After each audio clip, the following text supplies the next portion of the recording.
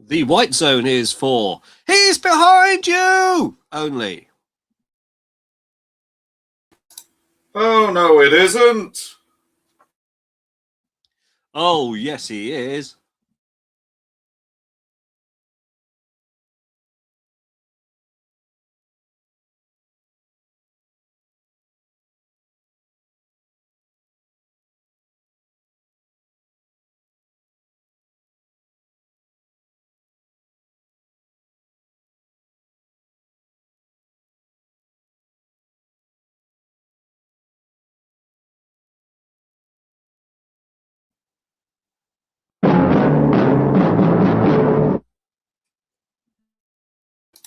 See, that's the bit where everyone thinks their computer's frozen, isn't it?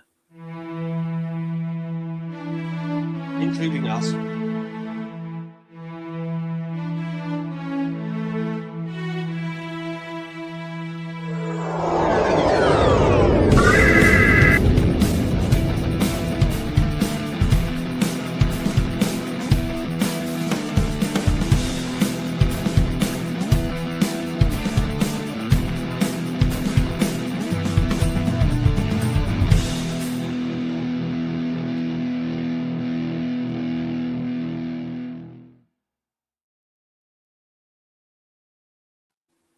Hello, good evening, and welcome one and all to Riker's Beard Live.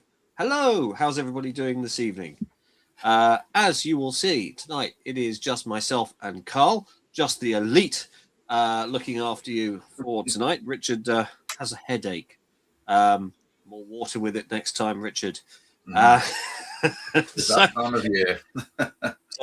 Yeah, we're in what Claire described to me earlier as Crimble Limbo or Crimbo Limbo or something. Yeah, kind of makes sense. That weird period between Christmas and New Year where you don't really know whether you're coming or going or whether it's, well, I've got a whole 2 weeks off this year, which is the only proper time I get off all year. So I'm really enjoying it. I know it's a bit different for you, Carl, of course, because you're in the license trade. Yes, it's literally my trade triples overnight and then maintains that level for about 10 days. And it is absolutely merciless. But does that mean you get a break afterward?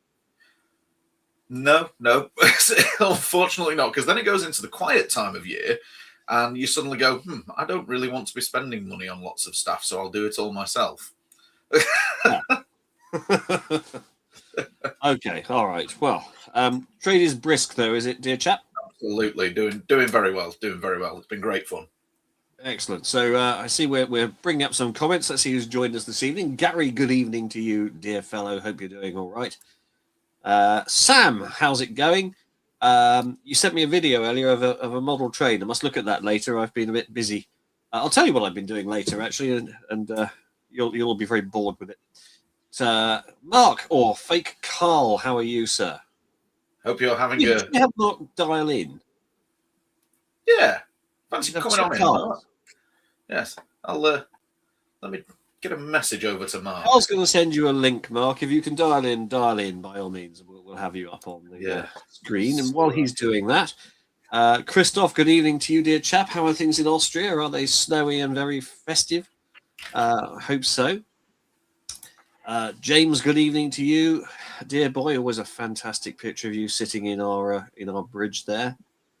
Leah, the lovely Leah, how are you getting on? What was you did a video the other day of you, or you're making Santa's footprints in flour. I've done that, but only for elves, for the kids. I didn't go full size on the Christmas. Richard, long time no see. Hope you'll come to Kent Comic Con, of which more later, which we're going to be at. And who do we have here? Rashid, the wonderful Rashid. Always a pleasure to have you along, dear Rashid. Hope you're having a fantastic Christmas and all is well with you.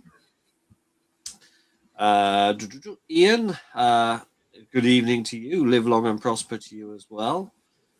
Mark, Mark is on a walk. Well, so you're watching us, but you're on a walk. That could go horribly wrong. Look where you're going, matey. Don't walk in front of a bus or. Yes. We got Billy. Oh, hi, Billy. How you doing? Long time no see. Billy was who looked after us at a destination. He was our wrangler, kept us in check. He Terribly has well, my I think. sympathies. Mark, let me find some lighter area than I can. Oh, he's going to dial in from the middle of nowhere, by the sounds Roving reporter. of it. Right. Good evening, everyone. Love Amanda. Yes, I saw that you kept your shop open on Christmas Day, Amanda, just to help look after people in your community. I think that's absolutely wonderful that you did that.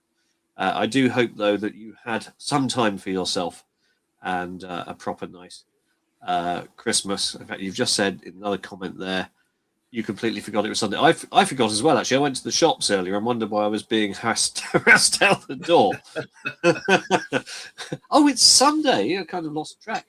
I must tell you, actually, I nearly divorced the present Mrs. Dillon because she failed to get in any Twiglets for Christmas. And, there are two absolute essentials in my household, or three, for a proper Christmas. One is a limitless supply of Twiglets.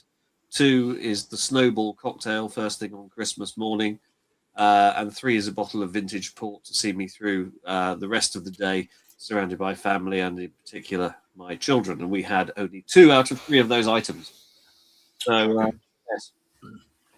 What's your go-to item for Christmas, people? Do let us know in the comments. It's always interesting to see what other people cherish so much about the special day. Yes, what's the first thing you do when you get up? Is it rip open your presents or is it go straight for the booze? Unfortunately, I can't go straight for the booze. So you just serve it to other people, don't you? Yes, yeah. I've had quite a few people expecting me this year to provide. So, well, there you go. All right. Ian, thank you. Yes, splendid Christmas. So, a few sort of talking points then for today. Do let us know what your go-to bits and pieces are for Christmas, what it is you eat, you drink, you insist on doing. I'm speaking for myself. Every Christmas Eve, I used to do a pub crawl with all my friends. Now they've all gradually, slowly ended up with children, just as I have, and moved away. There's no one to go for a pub crawl with. But even then, after that, we always used to go to midnight mass. And it's not as much fun if you're sober, but nonetheless, I always come out of midnight mass feeling, a lot happier and a bit more buzzy, and going, well, I've heard the midnight chimes. It's Christmas Day. I'm driving home, and there's all the stuff to do around Father Christmas and what the children are expecting to find. In fact, as I think I showed last week, Father Christmas left his wallet here, and the kids were thrilled with that. They thought that was brilliant. We've got his flying license and stuff. But yes, gosh, you know what? It was 2 a.m. on Christmas morning. I got to bed because I still had to wrap a load of presents. And then, of course, my daughter was jumping on top of me at 7 a.m., demanding that we go downstairs immediately so that presents could be opened. And because I'd been kicked out of my bed by her, I'd only got 2 hours sleep. So I was not at all functioning Christmas Day. But there you have it. I'll tell you one thing, actually, that I also do Christmas Eve. Christmas is often associated, Carl, with ghost stories. Yes, absolutely. Well, Christmas Carol comes to mind. Yeah, that's the most classic of all, of course. M.R. James, he's written a few of them. But do you remember The Weakest Link, by any chance? Yeah. The original version. And do you remember the guy who'd say, well, let's see if the voting reflects who was the weakest link, etc.? Yes, yeah. Well, his name is John Briggs. And about 5 years ago, I found that he has a Christmas Eve. Well, he has a podcast, and every Christmas Eve he releases a ghost story. And if you can imagine his voice and the fact he doesn't change it for reading these ghost stories, he is absolutely the wrong person to narrate a ghost story. He opened the handle and there was a spectre there. But it's become a part of my Christmas Eve for a few years now that I know there's going to be a new ghost story waiting. And and I tuned into it on my way home from midnight mass, and it was actually an hour and a quarter. This one, Wow. it's free, so anyone can listen to it. John Briggs' ghostly podcast. But I managed to listen to the whole thing because I was still wrapping presents. Yeah, no, I was still going at about the same sort of time. I think I got to bed at about 2ish as well, Christmas morning. Then my alarm went off just before 6 o'clock to get up because obviously Kerry has to get up and go down and do the pub clean before we get the kids up. Yeah. So she was up at some completely unearthly hour, like 4:30, 4:45, Christmas Day morning. And then I got up just before 6 because we'd got William, my 7-year-old, we'd got him a new tablet, so he can do a few learning bits on that. And inevitably, after I'd finished setting it up and making it all family link safe and everything and getting all the settings right, it had practically no battery. So I had to charge it overnight on Christmas Eve to then get up early on Christmas Day to wrap it before he got up. So I had to be up stupid early to make sure that I was up before he was. You should have wrapped it with the charger still attached. Now, that would have been good forward thinking. However, at that point on Christmas Eve, with how tired I was and how busy I'd already been for almost a week, the old grey cells weren't functioning as well as they would normally. It's actually my son's 5th birthday tomorrow. I mean, it's a rotten time of year to have a birthday, isn't it? But terrible planning on your part, that one, James. He was a COVID baby. I mean, this time 5 years ago, I was in the maternity unit at Margate Hospital. I was not allowed past reception for infection control reasons. I had the car all kitted out so that I could literally camp in the car if I had to, particularly if I got sent to Ashford Hospital instead. And I had a laptop fully charged with several war films loaded onto it, thinking, right, I'm set.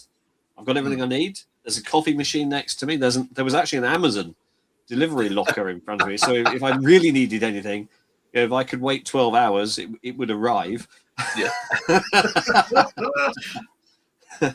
But compared to the, 26-hour labour Claire had with our daughter, this one came out like a greased torpedo. I only got through 1.5 war films while I was waiting. Oh dear. But there you go. So we're still sort of wrapping presents. I mean, couldn't get into the study earlier because of all that nonsense. Anyway, back into the comments.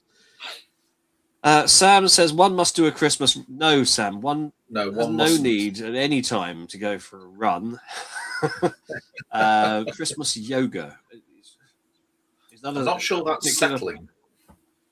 I mean, do you have to form a tree? Yeah. What do you use for the baubles? What exactly is the tinsel? Over. Meanwhile, Richard more sensibly goes to the cheese. Ian is straight for the Christmas unwrap of presents, then prepare for a Trek quiz with my friend. Now, sounds like I must say, my kids, when they got to their stockings, they tore through everything in there in probably under a minute. And that was with us going, slow down. The gift was open, and they barely looked at it before they're ripping into the next one. Yeah. Crazy. But, there we go. Rashid doesn't celebrate Christmas, but I love the time off I get off work to spend with my family. We play games and watch a movie together. Well, quite right too. Absolutely. The Polar Express is the one in my family we watch every Christmas Eve. Absolutely love that one. Nice choice. We had the argument as usual Christmas Day. I did argue for Where Eagles Dare, but I was not allowed that. William's favourite this year has been Home Alone. So I've been fortunate enough to walk in several times on Joe Pesci being set on fire. And, apropos that, I found a documentary on one of the Sky channels where James Acaster and Guz Khan investigated the physics of Home Alone. And they had various professors and medical professionals discussing the likely impact of being hit in the face by a paint can or having a blowtorch on your head, and saying, right, the blowtorch is at something like 1200 degrees. That's likely to be necrosis of the head, as in death. Being hit by the paint can would probably crush all of your ribs and your internal organs, and then flying backwards and landing on your back as well. Likelihood almost certainly death. Sliding down the stairs, all of these things, mostly non-survivable. Yeah. They had various ways of sort of how could they ameliorate it so they could survive all of the traps and then kill Macaulay Culkin. So James Acaster had on like a metal tray to take the paint can to the chest, and behind it was a pillow, and behind that was a cricket pad to absorb the impact. It didn't do much for the fact he then fell backwards onto his back. But, no. One problem at a time, no way. It's a very entertaining watch. I strongly recommend if anyone looking. There's another good one. It's not Star Trek, obviously. Another good one on Netflix. The Movies That Made Us, where they do a documentary on the behind the scenes of Home Alone. Yeah. That's very good as well. They never expected it to be anywhere near the hit that it was. Well, of course, the other thing that I've been occupying my time with, Carl, is Father Christmas left under the tree for myself, wife, and children the Home Alone house in Lego form. Oh, very nice. Build it all together. So far, I've done about 8 hours building on my own because no one else has shown any interest. But I've completed the cellar and the first floor. Excellent stuff. And does it have? Because I know a lot of the bigger Lego models like that, they have like the intricate little bits inside. Oh, there's loads of stuff. Yeah, there's paintings on the walls. There's Christmas wreaths. There's a table and chairs with candles on. I'm really hoping you're going to tell me that when you're building the cellar, that it's got the nail that you have to put onto the step. The cellar, there's not really anything in the cellar. There's just a mechanism in there to rotate a couple of things on the first floor. But it does have some windows, so you can light it up. And I do have a light kit for it. Nice. You do have Kevin on a sled. You can push him down the stairs, and he'll sled out the front door. So there's a train going around with a poster on it, which he uses for silhouettes in the film. Yep. There's loads and loads and loads of detail in there, and it's great fun to build.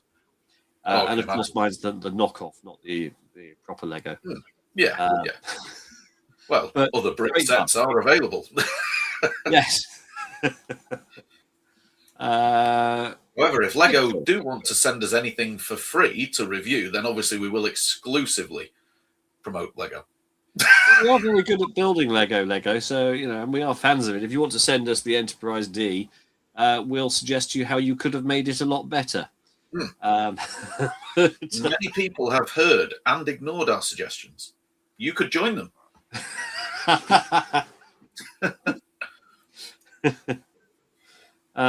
Dear. Right, so Rachel doesn't know. Well, it's Sunday. Welcome to Let's Talk Trek. Hopefully, you remembered to watch us, which is you're here. Yep, got that bit right. There's that.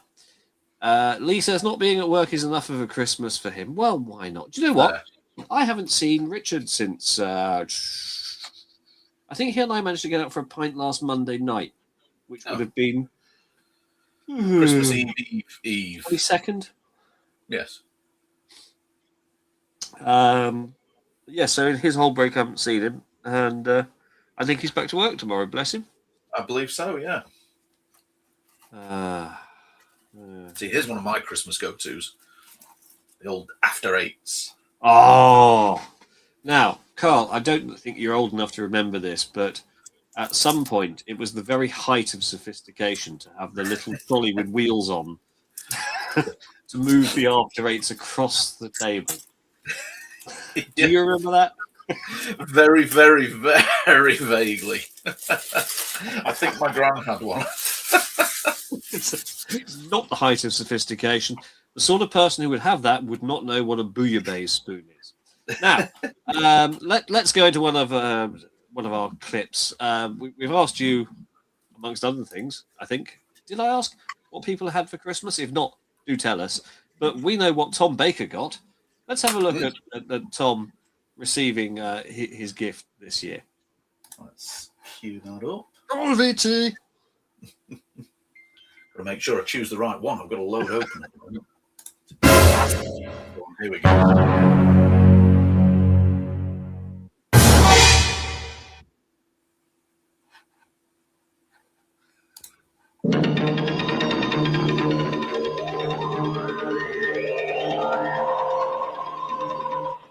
Do you like it? Do I like it? I love it. Is it really a prime computer? Do you know about them? Know about them? I've seen them on Gallifrey in the constellation of Castorberus. Ha ha! At last, I'm up to date. Would you like to use it? It's terribly interactive. Interactive? You mean immediate response? Immediate. Okay, Prime. How long's my scarf? Well, it's not that impressive. What? In 7 computer languages and 5 protocols? Protocols? Yes. That's how it talks to other computers. Talks to other computers. Well, of course it does. It's a prime. You're going to be all right, kid.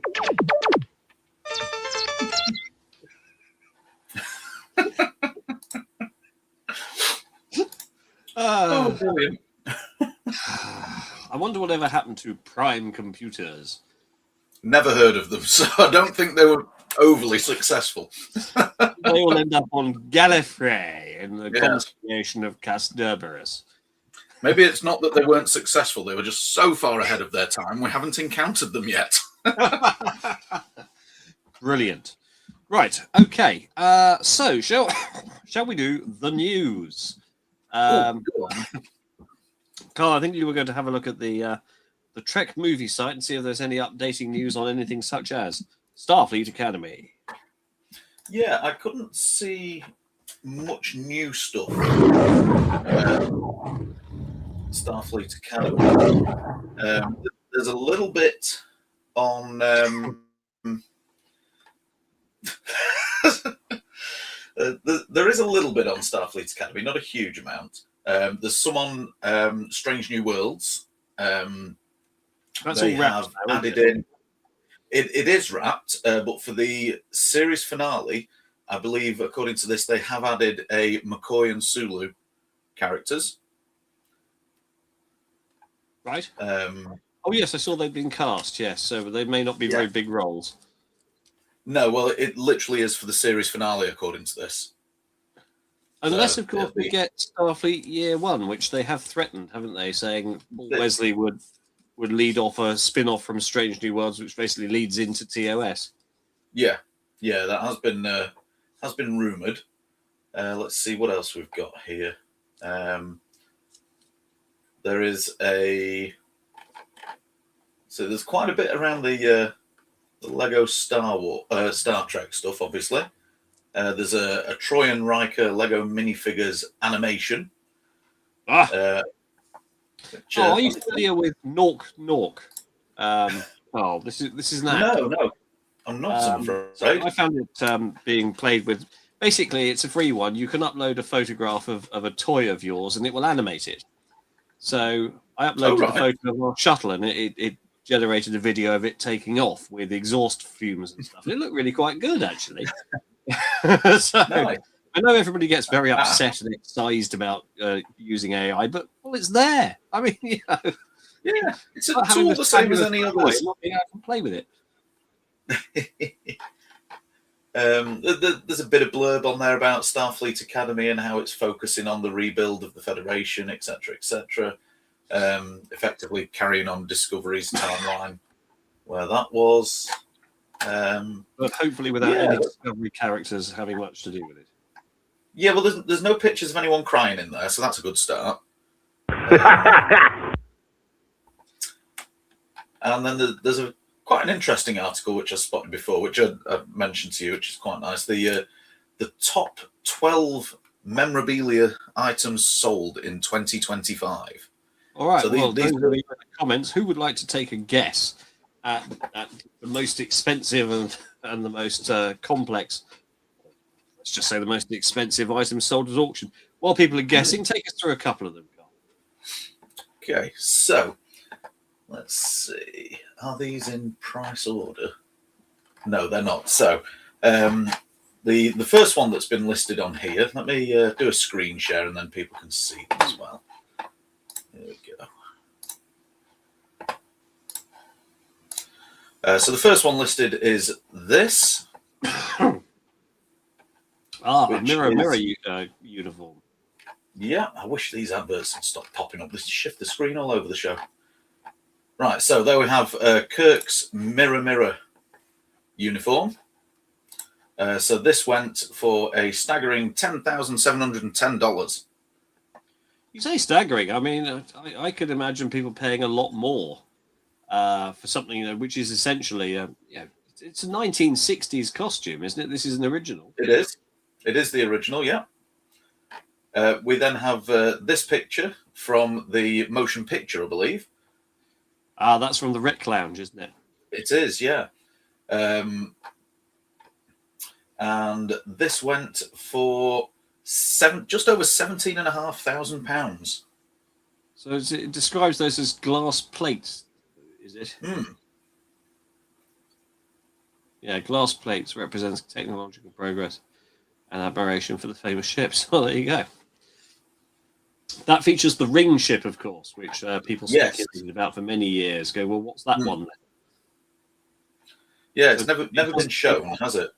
It doesn't appear in the credits of Enterprise, where you have all the the stuff leading up to Enterprise. But I do think they acknowledged it in an episode. Sam will probably know because he's our Enterprise expert. He can tell us if it appears somewhere. And we have I recognise that. Yep, the photon collector from Star Trek 4. So this went for just over $10,000. I mean, not to ruin the plot of Star Trek 4, but if they could beam Chekhov and Uhura in to use the collector, why couldn't they just beam the collector in? straight onto the reactor and then beam it out. We've got 7 of 9's purple jumpsuit. That was did in you there buy as this? well. Leah? Sorry? I wonder if Leah bought it. How much did that go for? So this was... Where's the price for that? This was just over $10,000.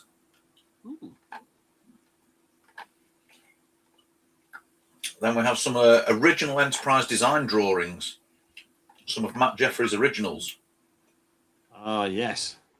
Originally, he had it the other way up, didn't he? The saucer was at the bottom, and the engines also looked a bit like a sled with the secondary hull on the top.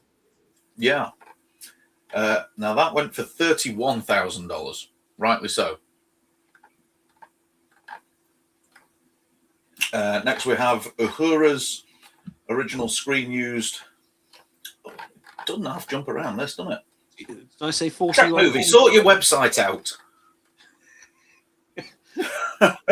While you were looking at this, we thought you'd enjoy these adverts as well. Yeah. Look, not that I'm trying to read the article that you've put up or anything. We've got not Prime Carl waiting to join. Look. Oh, there he is. Yes. There he is. Good evening, alternate me. Good evening. How are we all? Excellent. Mate. Yourself? Not bad. I'm at Weatherspoons at the minute. So, grabbing a cheeky drink. Why not, mate? Why not? Did you buy Uhura's dress then, Carl? Hey, Carl. No. What about the ears? How about Swap's ears from the Wrath of Khan for just over $8,000? Is that all? Oh, that's pocket change. Oh, here's a good one. Here's a good one. The Genesis device from The Wrath of Khan. Captain What's the Genesis original? device? Oh, wow. Who wants the original of that for $88,000? I did briefly look at how difficult it would be to make one, and the answer was very difficult. Yeah, it's probably easier to save the $88,000 or something like that.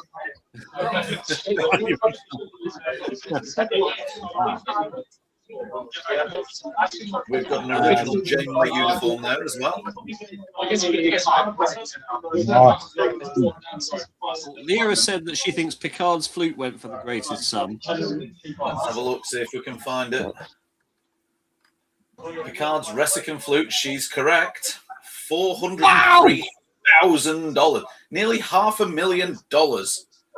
Well, you take into account auctioneers' commissions and taxes and so on. Blimey. Wow. Wow. It's And the thing is, as well, isn't it? from my understanding, it doesn't even work. You can't play it.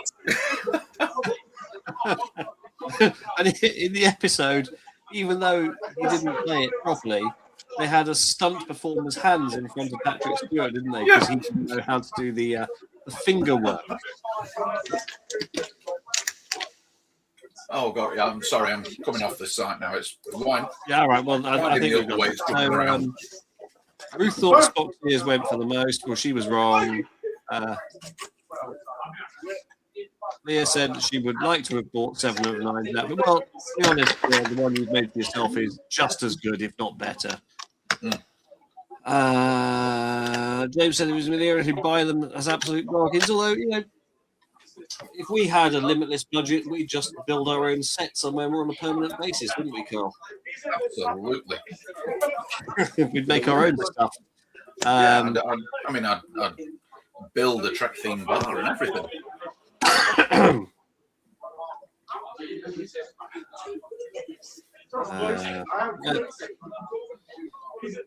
All right, so Christoph has brought us some news. Oh. Eve Harlow has had to cancel the Warp 2 convention. The organisers have promised one further guest. Target is 8. An announcement in that regard is expected in mid to late January. I don't know who Eve Harlow is. I think we discussed this. Eve Harlow. Sure. Any ideas, alternately? Lieutenant Carl, do we know who Eve Harlow is? Can you hear us? Earth calling fake Carl. Eve Harlow. There we go. Who's Both Eve Harlow? Google her quickly is. Let's see what she's got to do with Star Trek. It's the final season of Discovery, the one that played the Breen's girlfriend. She was at least in a Star Trek episode. Yeah, she was one of the leads in Discovery season 5, I think it was. Well, that's why we don't recognise her then. Yeah. Okay, all right. Well, so much for Warp 2. I don't think there's any more information on that. Sam's leapt in to tell us half of Mol and Locke. Yeah, season 5, Discovery, don't care. But staying with Sam, he mentions the ring ship Enterprise. He has the model. I think there's an Eagle Moss version of it, isn't there? Just like the Eagle Moss Gold Edition Malon freighter. But they can't make any more. Actually, while I was scrolling through the video clips to see what we have, I actually spotted that video. It's still in the archive for us to be able to play. Well, let's have it a little later then. Absolutely. The model is Into Darkness. Yes, I think basically in Into Darkness, they bought up a load of Eagle Moss models and just had them in Admiral, whoever the baddie, Marcus, Admiral Marcus. Yeah, it was Carol Marcus. It was Admiral Marcus, yes. Yeah, and they had all the models there, including, ridiculously, one of the Vengeance itself. Super secret starship project that no one's meant to know about. He's got a model of it in his office. Yep. Duh. There you go. So yeah, we don't know much more on it, but it does look cool. What one Trek item would you have if you could? Any thoughts on that one, Carl? I'm thinking if I could have any one Trek item. Oh, we seem to have lost alternate me. If I could have any one Trek item, wow. Shatner's toupee.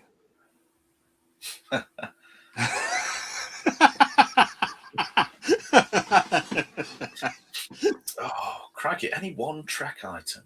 That's a Maybe tough one. That's corset. yeah. That is a really good question, actually. I don't know. So many to choose from.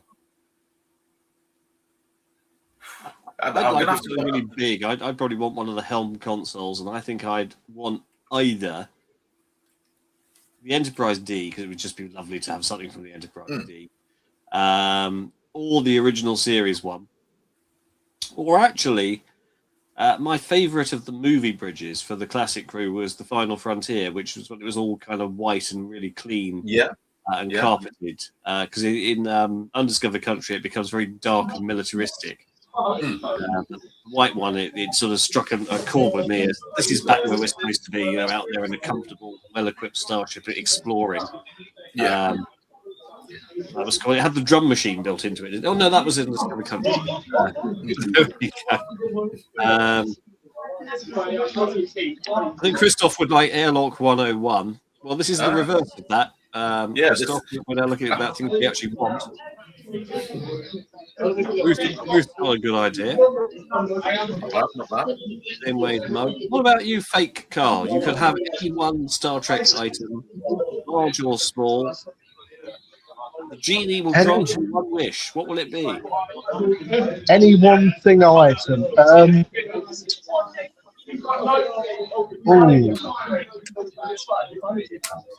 a good one. There's a good one there. The command chair from the original series. Yeah. I mean, you've got the Enterprise D chair for the Riker experience bridge, so I would go for the chair from the Enterprise E. The red leather one. Yeah. Yeah, it's a very nice chair. That it does look very ergonomic. Yeah, good TV chair. You know what I think Have you made a decision, Carl? As Yeah. Prime, Carl? So, my favourite character throughout all of the Trek series has always been Lieutenant Commander Data. Yeah. I think I would like the bag of goodies that he takes into his court case in Measure of a Man, with all his personal belongings inside. Actually, I thought of that obliquely earlier. I've seen that. Sorry, Mark. I'm just going to have to mute you slightly. It's just it was a bit. I couldn't hear James. Yeah, you've got a lot of background noise there, non-prime Carl, so we'll mute you when you're not speaking. Yeah, no, I've seen these sort of holographic things you can get with like pictures of your pet. So when you lose your pet, you can have a hologram of the pet moving around, and it looked very similar to Data's holographic image of Tasha. Rather than projecting upward, it projected down into some sort of box. Now, I don't know whether they're legit or whether it's the sort of thing you send off from an advert you've seen online and you never see anything and your money's gone. But it did look feasible that those might exist. Yeah, I think that'd be a nice thing to have. Like I say, it's got all those little personal touches from my favourite character. So, yeah, I think that would probably be something I'd enjoy to have. So, like his commendation and stuff. Yeah, it's got his commendation packs. It's got the book that was given to him. It's got the Tasha hologram and the bag itself. I think I'd go with that. Of course, there's a slightly recursive problem with a Measure of a Man, isn't there? In that they're having a court case over whether Data is the property of Starfleet and whether he's self-aware and whether he's an individual. Yet they have already decided to let him be a cadet and go through Starfleet Academy and become a lieutenant commander. Yes. And the second officer on their flagship with this unresolved. And it seems to me as though they had already effectively made the decision. By that point, he must have been an individual to have allowed him to be in that position. Absolutely. It's a bit of a tiny oversight. If your Amazon Alexa said, "I'd like to go to Starfleet Academy," do you think they'd have let it in? No, it doesn't give you anywhere near the quality of answers that Google does. Besides which, we know that most universities in these days would say, "Yeah, that's fine, as long as it pays the $9 grand tuition fees, they're in." Yeah. Yes. Do you remember the Adventures of Sir Digby Chicken Caesar? I'm afraid not. No. Are you alive again, alternate me? With the theme tune. The camera work was basically what we're seeing with non-prime Carl here. I'll send you a link, and you can see what I mean, because I haven't got the means to screen share. Hang on, bear with. So now the next inevitable question then. So, alternate me, what did you get for Christmas? I got £100 worth of Amazon vouchers, some chocolates, Bluetooth headphones, and a new Bluetooth speaker. Nice. Well, my headphones I ran over them, so. Oh, okay. At least you weren't wearing them at the time, eh? Well, that's it. That's the main thing. So no Trek-related gifts this year then, Mark? No, not this year. Ah, never mind. Can't win them all. No. I've sent you that clip via Facebook, Carl, because I can't find our chat on Okay. on this screen. Big Chicken Caesar. Yes, roll a little bit of this. This is great fun. Okie dokie, let me pull this up. Okay, let's go for the old screen share again. Very media heavy this week, aren't we? We're filling time. Well, it's been very fine to see you, great Aunt Marigold. I'm having pills with it, sir. Really? And I've been meaning to fix that broken television for you, Auntie. So we'll show ourselves out. No, don't get up. No, don't get up. I won't hear of it. Don't get up, or we'll be back.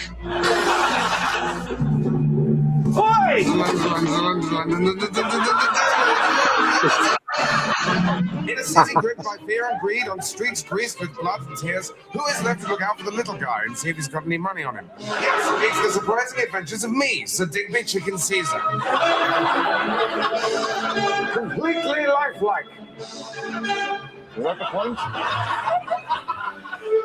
The story so far, I've successfully couriered the top-secret machinery back to its rightful owners on behalf of the government. You must dine at my club sometime. But Oh, brilliant. Yes, there you go. So Digby Chicken Caesar. With the same camera work as non-prime Carl. Excellent. Oh, you've gone very red there. Oh, my word. He's burning up. What's going on? In some sort of original POS special effect there, Mark.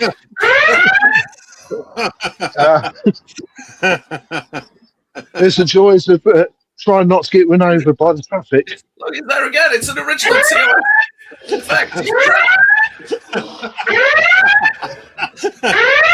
Ooh. Oh, such fun. Now, what else have we got? Oh, yes.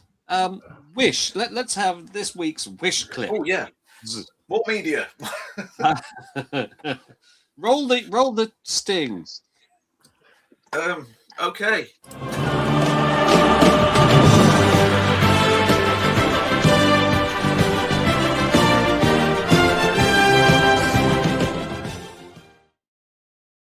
I've missed that theme tune. Yeah. Yes. So this week's Wish comprises of two clips. one of which is from The Next Generation. So we'll have a look at that first, and then we'll discuss it. And I'll explain about the second clip. You have to say it. Roll VT. That's great. Watch. Triple.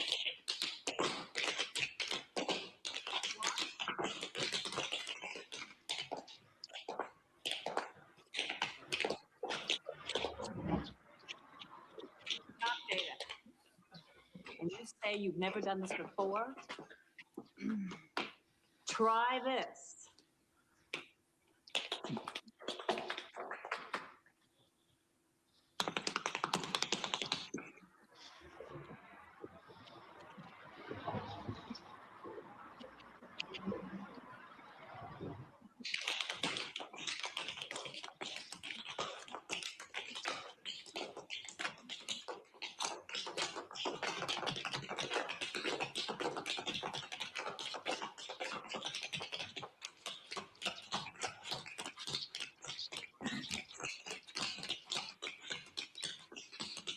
Stop data. Not bad. That'll do. Yeah. Yeah. So there we have a clip from the wonderful Data's Day, one of the most wonderful episodes of TNG, where Data learns to dance. Now, we've all enjoyed that, but it was ripped off by The Next Generation, and I've tracked down the original inspirational source, which obviously, being the best in the world, was British. And some of you may remember another android by the name of Metal Mickey. Roll VT. Yes. Cute. Really cute. Yeah. Okay.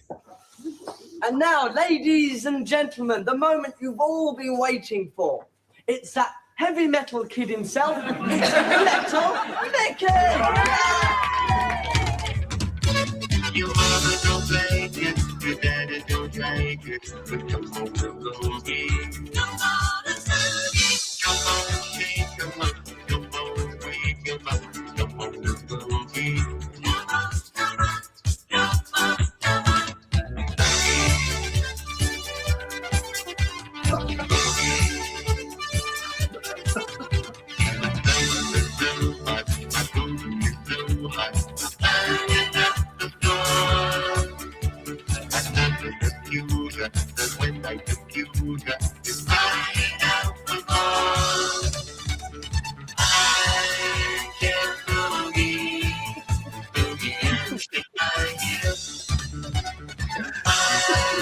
I suspect technology.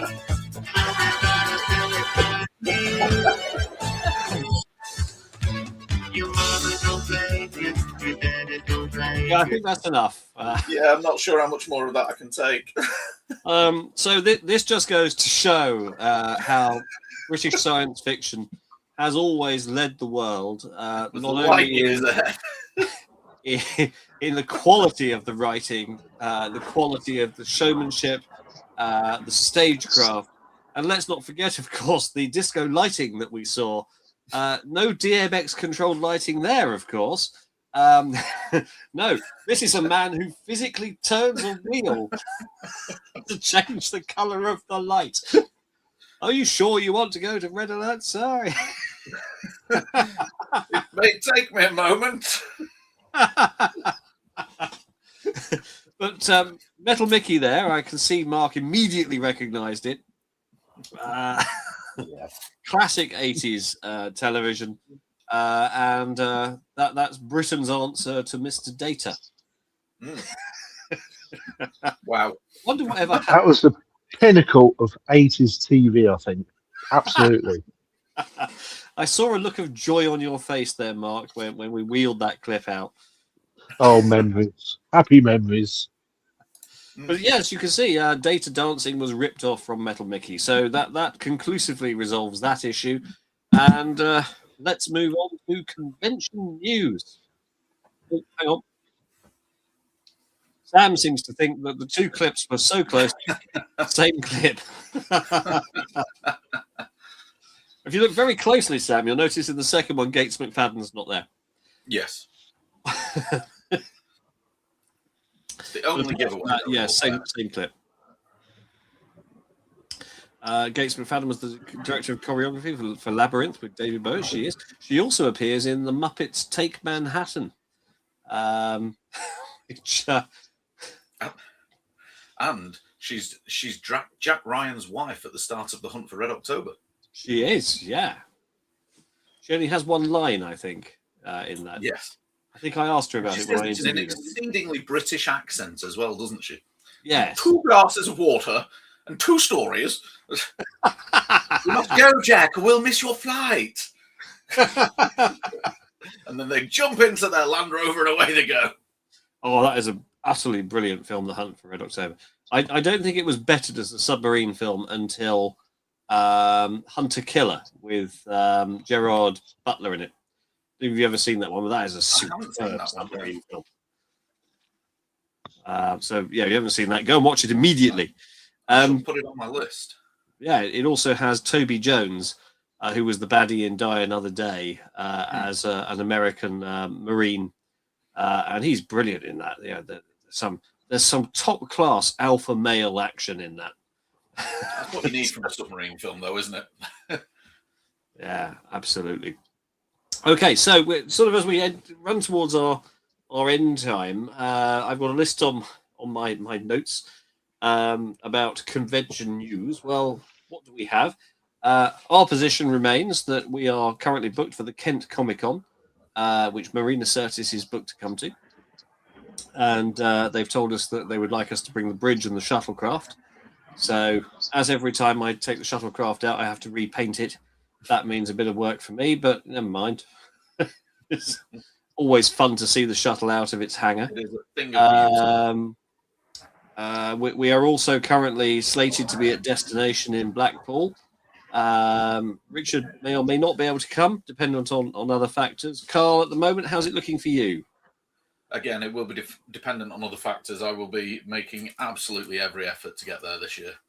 Very well, much. I hope so, because I can't do everything on my own.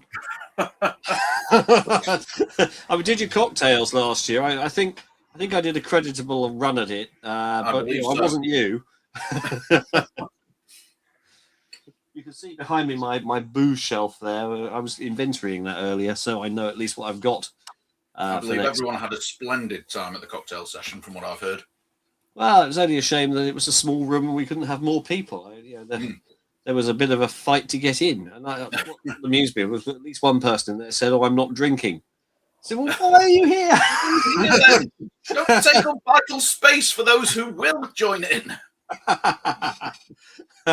So there's that, but we're not booked for anything else. We may or may not appear at Warp 2 in the sense of just turning up as attendees. But we did ask whether they would like us to participate in any way, and we're told that's not the way that they operate their conventions, which is absolutely fine. Fair enough. Yeah, so that's that. Anyone else got any convention plans? Fake Carl, what about you? I'm only planning to do Walk to Destination, probably go to LFCC Summer for the day. It depends what else comes up. I might do Liverpool Comic Con next year because that looks pretty decent. Oh, Shatner's going to that, isn't he? I've actually got a leather jacket with the Enterprise embossed on the back of it, which I got given to me years ago. And I'm thinking it'd be nice to get that signed and get it like in a frame thing. Nice. Every time Shatner comes over to the UK, I think, oh, surely he can't be coming back again. You know, I mean, in his 90s. I think, yeah, that's it. I think this could be like the last time. You never know, and I think it's got to be done. Yeah. Well, it's always. I must tell you, the present Mrs. Dillon, who came with me to one of the destinations and is unaffected by celebrity, particularly as she's not into science fiction. We went up to Shatner for an autograph, and she just went.